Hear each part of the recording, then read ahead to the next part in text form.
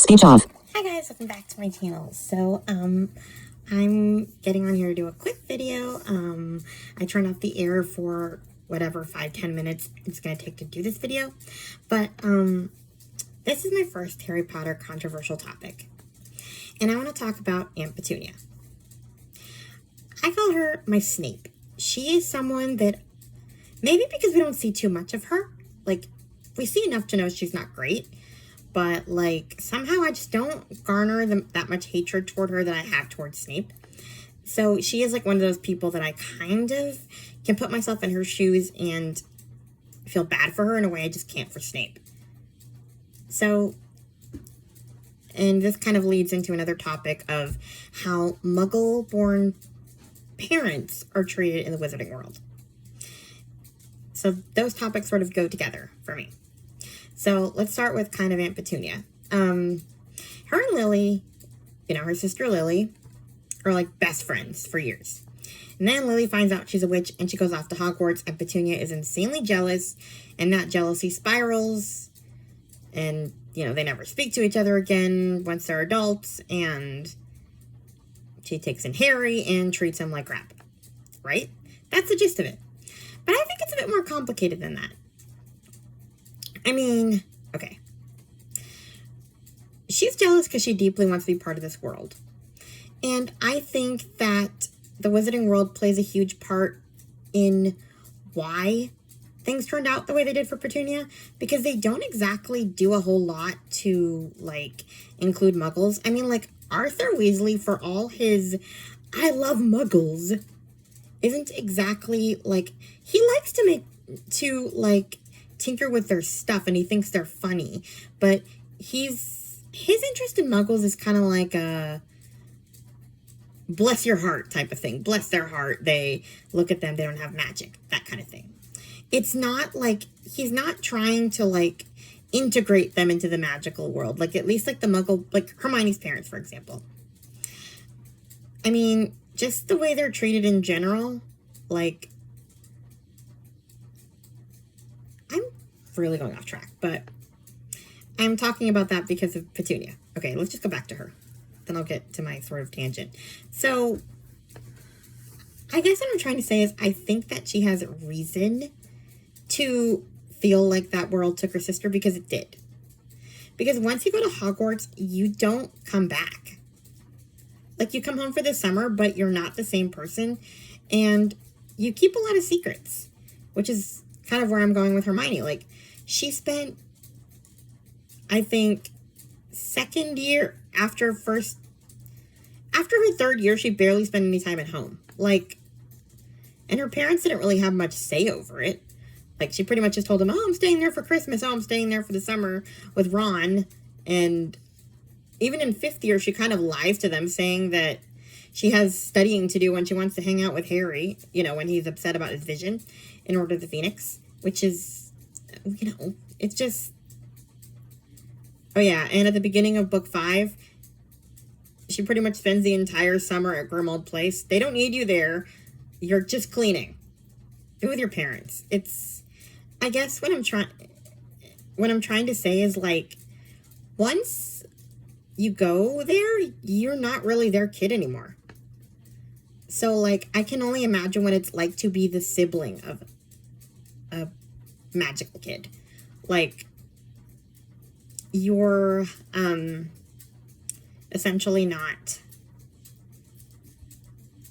I don't know. I almost consider it a death, because they never really come back to you. And so she sees her sort of drifting further and further away.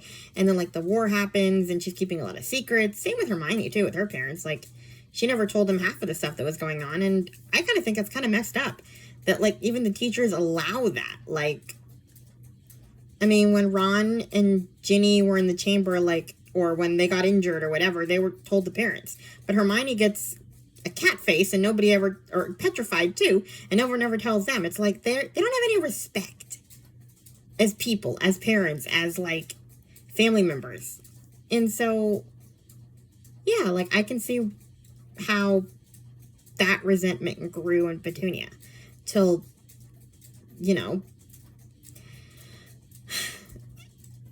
I would be angry too. Like, I think that they could the magical world could do more. Like, I don't know, Sirius could have maybe patented those mirrors, those two-way mirrors. I mean, can you imagine? One parent has a mirror and the kid has another mirror, that kind of thing. Like, I mean, they don't even have owls. So, yeah.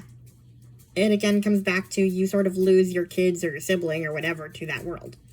And so she has to go through that. And then the Lily dies. And then she pretty much gets dumped with Harry. Let's face it. Nobody asked her if she wanted this kid. Nobody gave her an out. Like, the only way that she could have an out is if she, like, what? Took him to an orphanage? Which, I mean, I guess she could have done that. A lot of people say that. I'm eating ice cream, by the way. I need something to combat this heat. But, yeah. She could have, like, they didn't give her a say. And so, for me, I feel like they used her, too. It's like, okay, we don't need him right now because he's a baby. But, you know, so raise him up until he's about 11. Then we'll take him from you and you'll never see him again. So what would give her an incentive to love this kid if she already lost her sister in that way? Like, I don't condone the cupboard or any of that stuff, but I wouldn't necessarily be... I'd probably hold this kid at arm's length a lot. I wouldn't starve him or any of that stuff that they did to him. But I probably wouldn't let myself love him because he's going to leave. And, like, they don't get a say in any of it. They're just the babysitters until the world needs him. And then, you know, sorry, you did your duty. Now he's 11. We decide what happens from here. I get why she wasn't for that. Like, even if she did raise him right and, you know, well and treated him well, like, she was going to end up heartbroken again. So, I don't know. I feel bad for a lot of that. And then you add in the stuff that happened to them in general, like the toffee, Dudley's tongue, the pig's tail. I'm sorry. I'm going to talk about this more in my review of the Sorcerer's Stone. But Petunia is my favorite kind of controversial topic to discuss, so I want to do that first. But that tail was unprovoked. Like, Vernon should have had that tail. Like, Hagrid was messed up. He went after a kid. Like, excuse them if that doesn't give them a great example of what the Wizarding World is like. You know, how that the Wizarding World is great. Like, he went after someone's child because the father insulted Dumbledore. It's like, give him the pig's tail, not the kid. I mean, Dudley sucks, but, you know, Hagrid doesn't really know that. All he knows is that Dudley wanted to eat Carrie's sausages. So the tail was, I don't know. I guess what I'm trying to say is that they went through a lot that wouldn't put the Wizarding World in a favorable light. And even if you go all the way back to the beginning, like, Snape was torturing Petunia with magic in those memories. Like, I don't know. I just don't think that she had a good experience in the world. So I think the prejudice she has is kind of well-deserved. And I think if they had done more to integrate Muggles, like the Muggle family, into that world, things would be a lot different. They'd feel more included in stuff and less jealous. I don't know. I think so many people could be Petunias because of the way they are about Muggles. Again, we go back to Arthur, and it's like, bless their hearts, the things they do to get along without magic. I love rubber ducks, but you're not, like, I don't know, trying to, I don't know, make magical cell phones that work for Muggle and magic alike. Stuff like, you could be doing so many other things instead of collecting plugs.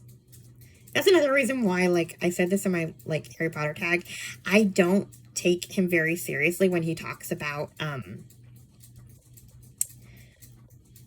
like, how much he loves his job and, like, or I don't take his job very seriously because, I don't know, he's just having fun. You could be doing so much more with it, I guess, is what I think. Like, if you cared about them at all, you'd treat them with a bit more dignity.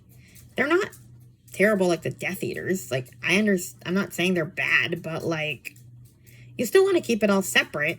And when you have family who are muggles, you can't do that. Like, you can't expect the parents to send these kids to schools and then not inform them of bad things that happen to their kids. Because then they will do the right thing as parents and take them out. It's just, I don't know. I guess I think there would be more Aunt Petunias there with hurt feelings in future if that didn't change in policies in that world. I'm acting like I'm going to go do something about it, but you know.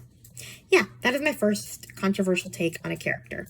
I think Vernon is a monster, but I really do feel for Petunia and Dudley. Like, I think that had her parents and the world itself treated her better, she would have been a better human being. But because there is such a lack of respect for muggles, she was kind of just left to fester in her own hate. And she became terrible that way. I don't know. A lot of people just don't have a lot of empathy for her because of what she does, like the cupboard, and, you know, she swung a heavy frying pan at Harry's head and stuff like that. But I think it's important to recognize the origins of why she became the way she did and how it could have been different. So, yeah. I'll probably talk more about it throughout my reviews of the books, but that is like my first big topic that I kind of wanted to go into. I'll tag the hosts of the Back to Hogwarts readathon, and I don't know, if anybody else wants to watch and comment as Potter fans, I'd really appreciate it. Anyway, I'm going to turn on my ear now. It's hot. Please like, comment, and subscribe, and I'll talk to you guys in my next video. Bye! Speech. Stop recording.